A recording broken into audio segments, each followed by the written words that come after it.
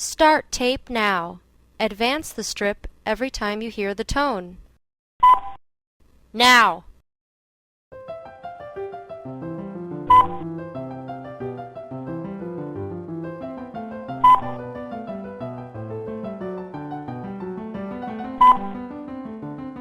He was one of the most influential figures in American history. As a leader, he inspired his troops to victory.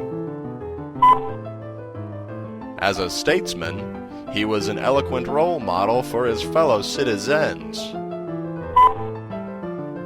Many know him as the father of our country, but he was more than that. Agriculturalist, visionary, carver. Yes, George Washington was many things, but most importantly, he was a carver. Though not all sources refer to him as such, it is the distinction by which history professionals know him today. The honor is reserved for only the most distinguished public figures, such as writer Raymond Carver, Baltimore narcotics officer Sergeant Ellis Carver, and former President Jimmy Carver. So how did Washington earn this honor? Let's learn a bit about this great American. Valley Forge, winter, 1778. Hunger is rampant among the colonial army. Many are forced to eat themselves. But let's step back for a moment. Back to a simpler time, 1864, when a slave lady in Missouri gave birth to a baby named George. His brilliance was evident from a young age, when little boy George chopped down his employer's cherry tree.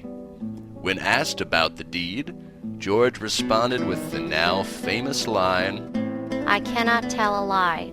I chopped down the tree and used it to make this. This was the world's first handful of peanuts. And he didn't stop there.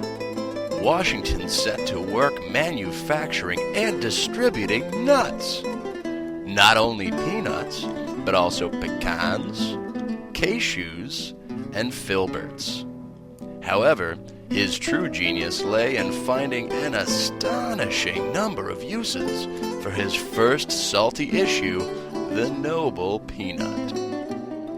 As a young man, George Washington became the first African American enrolled at Iowa State University, where he learned to turn peanuts into thousands of other things, from soap to sand to pig iron to rocket fuel, even spiders. During this time, George met his future wife, Martha Custis.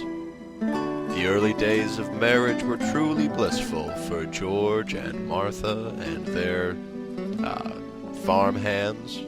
George was close to proving that peanuts could be turned into time itself.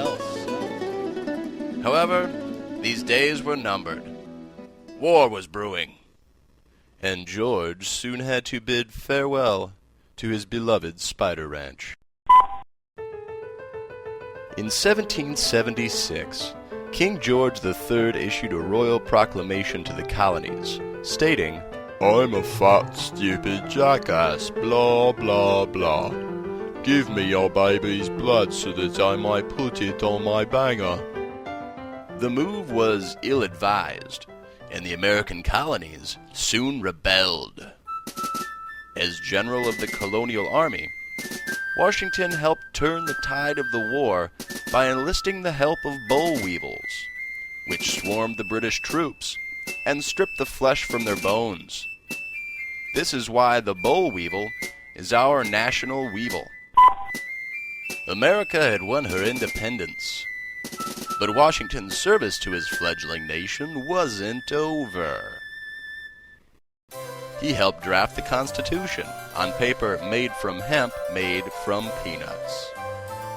And he served as president of the new state, thus becoming the only peanut farmer to serve as first President of the United States. After serving as president, Washington eased happily into retirement, spending his days scribing a stage play. It told the tale of a depressed little bald boy and his imaginative beagle, and was entitled Dr. T and the Women. In the end, Washington died a stately and common death for his time. He was sent into the spirit world by an Avada Kedavra curse, only to return when the Horcrux accidentally placed within him by Voldemort was destroyed instead. So, without a doubt, from his early days as a tree killer to his final days with the magic spells and whatnot,